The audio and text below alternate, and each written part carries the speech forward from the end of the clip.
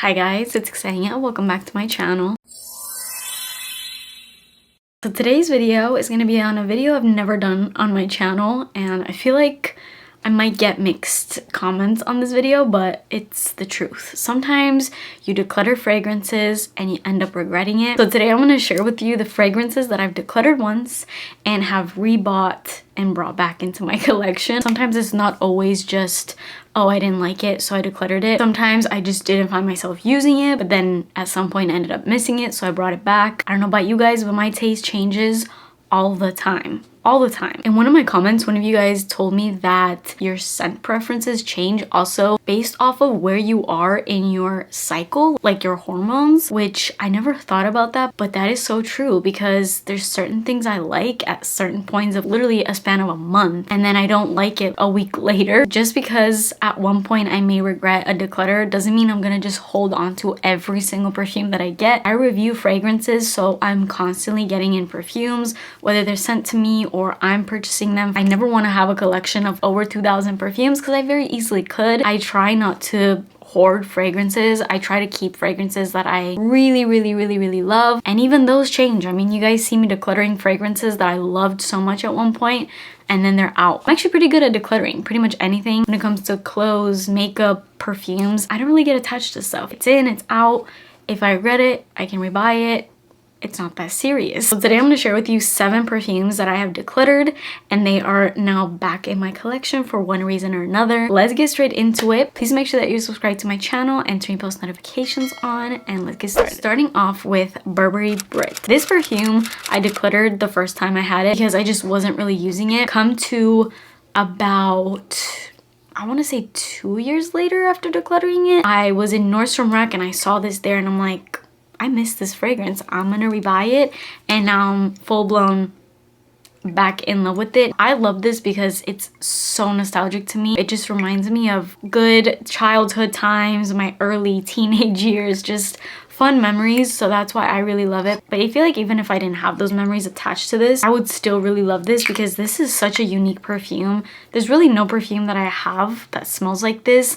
This is a lot of almond in here. It's not powdery, it's just like this candied almond kind of fragrance. It actually has lime and pear, and something about that mixture is downright addicting in this fragrance. You also have vanilla, tonka, amber, so there's a good amount of sweetness in here as well. It's a Burberry fragrance, so at the end of the day it's gonna have that elegant, classy feel, but this one, I think, compared to a lot of Burberry scents, is a very playful, flirty, honestly pretty sexy fragrance. I'm so glad that she's back in my collection. I actually have yet to haul this. I haven't really shown it again after decluttering it the first time, but she's back and I'll be talking about her in a future haul. Next, this is Poison Girl by Dior. This is the Eau de Toilette version. I was kind of craving this. I bought this a while back now. I bought this fall, early winter kind of time, which is when I was really craving this because this is very much a cold weather scent, at least in my opinion. Maybe you could get away with wearing this in the summer, but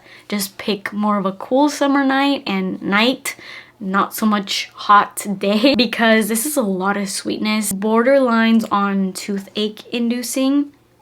Funny I say that, I have a toothache right now. I have an infected wisdom tooth that I am getting extracted very soon, and I'm very scared. Let's forget about that for now. I shouldn't have said toothache inducing, but it's very sweet. This has frosted orange, bitter orange, and lemon. So it starts off very citrusy, but then almost immediately you get hit with some white florals, a good amount of rose, and then the base, which is what you're gonna smell the most in here, is like a very creamy, powdery, vanilla, caramel, tonka mixture. I got rid of Poison Girl the first time around because I found that I wasn't using it. Compared to some fragrances that I had at that time, it was just not really wowing me, and eventually I ended up missing it, and that's just that. It's not much deeper than that. Okay,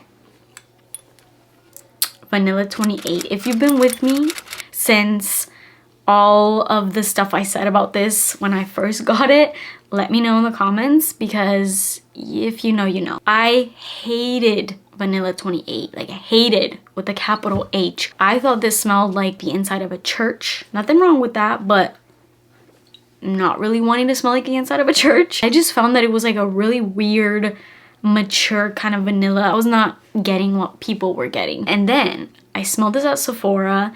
This is one of those things where I got rid of it initially because I just literally didn't like it. But then I ended up smelling it again, and I don't know if the formula changed or I got one that was macerated and I got it just at the perfect time. But I ended up smelling a tester of it. It was this color. The juice was really dark like it is in this one, and I ended up loving it. I was no longer getting that really mature kind of vanilla. It was just the perfect sexy, aged, rummy, almost jammy vanilla. So intoxicating, and I'm like, where has this scent been all my life? This is not the scent I smelled the first time. I'm convinced that it was some sort of formulation change or something, because the first time I got this scent, even freshly getting it, the juice was way lighter. And when I got it the second time, even though it was a brand new bottle, it came this dark, like almost purpley burgundy kind of color. So I don't know.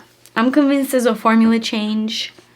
Maybe that's conspiracy theory, I don't know, but I love Vanilla 28. Britney Spears Fantasy, I love this. I've always loved this, and the reason why I got rid of it is because for a while I was kind of just seeing this as purely just a nostalgic scent that I wanted to keep because it reminded me of my childhood, which I was like, okay, that's a stupid reason to just hold on to a fragrance if I'm not even gonna use it, which I wasn't at the time. But I always find myself back to this perfume, and I've decluttered this a couple times, and then I always find myself back to it. And it helps that this is a very inexpensive scent, so I don't have to feel too guilty about that because it's like 15 bucks. I used to wear this in middle school, so for that reason I was just like, okay, I don't really want to smell like my middle school perfume because I have so many other more elevated perfumes. But there's something special about Fantasy, and you can say whatever you want, but I think out of most celebrity perfumes, especially at this time, this was ahead of its time. It has like cupcake notes, kiwi, queens. It has white chocolate. It's just a girly girl, pink,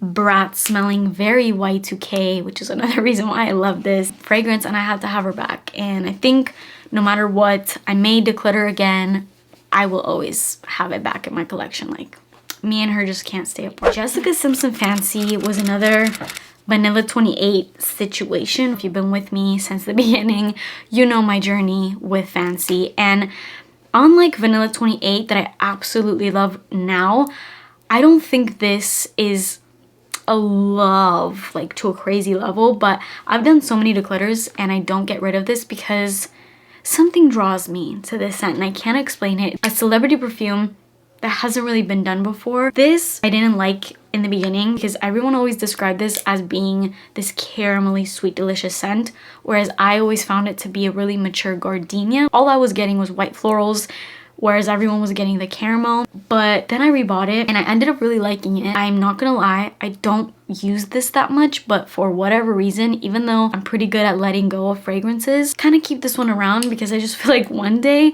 I'm gonna use it and I'm gonna love it. And it's not that I don't, but I don't know, this fragrance, there's something special about it for sure. It actually smells really high end for its price point. It's like 20 bucks. This has apricot, pear, berries, a lot of caramel, it has almond, but then gardenia definitely throws me off in this scent. I feel like if I could get rid of any note in this fragrance, it would be the gardenia. It has jasmine, which is fine, I like that. And then the base notes are vanilla, amber, and sandalwood, which again, don't have an issue with. It's been all these years and I'm still trying to figure her out, but I know I like it, at least more than the first time that I decluttered her. We'll see. If you have any layering combos with Fancy, let me know in the comments. And then the last two are two Ariana Grande fragrances. First being Mod Vanilla. I got this initially, really liked it, but I ended up decluttering it because I was just trying to really curate my vanilla fragrance collection at the time, and I thought I had a really nice collection.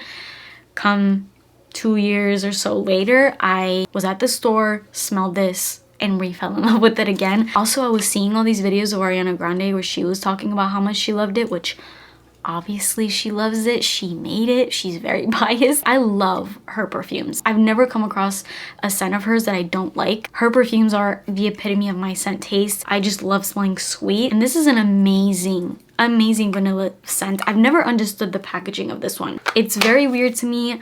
I've always said it reminds me of a dinosaur egg, and that's all I get every time I look at her. But oh, it's such a good vanilla. It's a musky, plummy vanilla with some airiness to it. There's praline in here. It's obviously very sweet, but it just kind of makes it not as down your throat, super sickly sweet. It's beautiful. If you're into vanillas, try Mod Vanilla. The last one is R.E.M. This is the third time that I have decluttered and repurchased this scent.